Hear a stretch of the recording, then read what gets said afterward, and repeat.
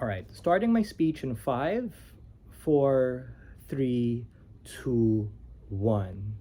Panel, ladies and gentlemen, the current university setup is broken. It's largely a soft stance, to be honest.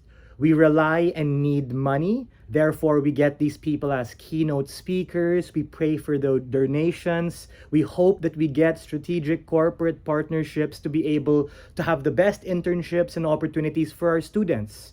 We on Open in Government proudly believe that these individuals who we very much rely on should be put front and center in order to best set up the university and the academe, and by extension her students, for success outside the university when they graduate, and also best prepare them to be awesome and amazing people while they're still in it. A few key points of setup and framing we think are important to the round. Number 1, this is a prefers motion, which we think the burden is very clear. It's about where there is strategic interest for universities of all shapes and sizes, wherever they are, to be able to do this kind of policy as indicated on the information slide for a couple of reasons.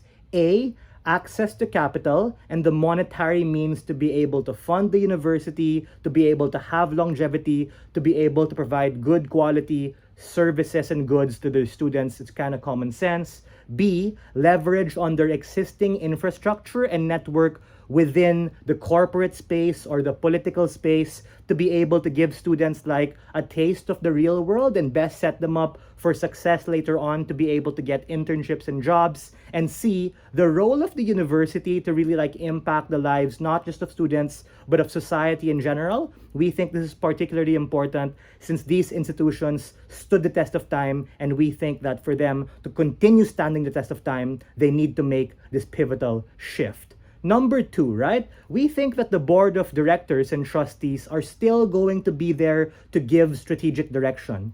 Currently, it's fair to assume that they're of a diverse pool. Some of them are academicians, some of them are industry experts, some of them might even be politicians and business people in status quo. This debate's about why the people who report to them, meaning the senior executive board, the C-suite, whatever, those people should be able to come from politicians and business people as opposed to organically promoting faculty members. Third, huge preemption against what opposition side might tell us. This idea of corruption and capitalism being bad, I can smell that right away. We think, A, the board of directors and board of trustees are still going to have blackball and veto power to be able to kick out these crappy politicians or corrupt people at any point in which they do it, at any point they threaten the reputation of the university. But B, on the counterfactual that opposition ought to defend, we think that tenure is at play. And tenure is particularly controversial and challenging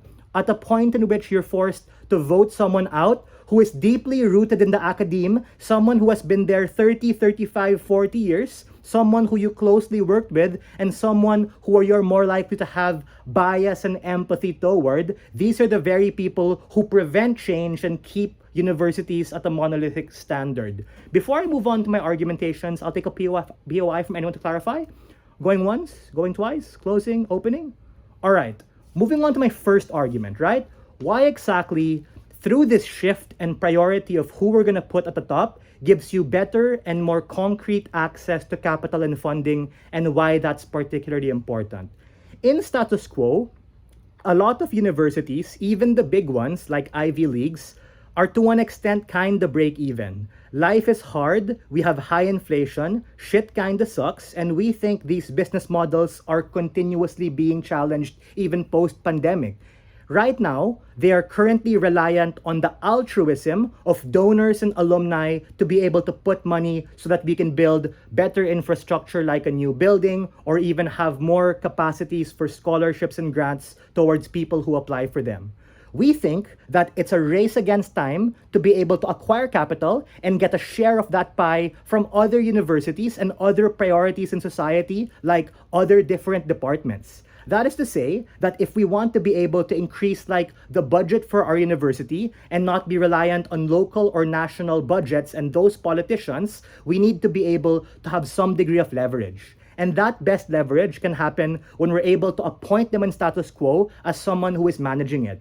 We think it's of their specific interest because I also smell a line of argumentation coming from opposition in terms of saying, well, these people have other things to do. You know, they gotta teach, they gotta also do these things, but these people have a country to manage. These people have a business to run. In status quo, a lot of these individuals are actually probably teaching part-time, like I said in my pre-oration, or being like a keynote speaker. So the point in which we're able to like give them a position and a salary is a point in which where they're likely to be like, okay, but we think even if they're not likely to accept it, those who are willing and able to do so because they value giving back and prestige in the network of the university more than what they're doing can make that informed decision as well. Before that, CO, go ahead.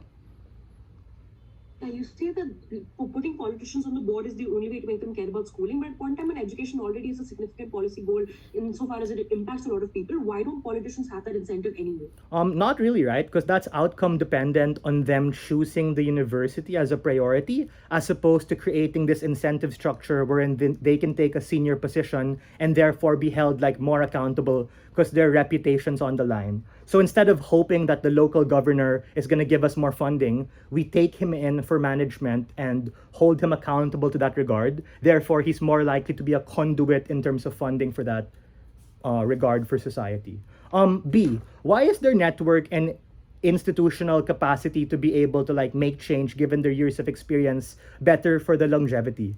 It's because these institutions, legacy or new institutions, are largely maximizing in terms of legacy, which is to say that if they want to be able to stand the test of time, they need to get people who've stood the test of time, meaning people who are deeply entrenched in politics and in business because these people have also had those years of experience. And lastly, most importantly, we think the students are the heart of our case, right? Meaning we're tired of students having to take exorbitant loans with really high interest, and we think it's in our capacity to be able to create these infrastructures who often have those networks to be able to allow them more flexible payment options and just more money to not have the burden to do these things. What that impact there looks like is having literally more money to be able to have things like grants, scholarships, and opportunities for everyone across the board. So ultimately on our side, you get a call to action and an urgency and a reason for why the institution should do this, why this is good for them, and why it's ultimately better for the student at the end of the day. We are very proud to open the debate.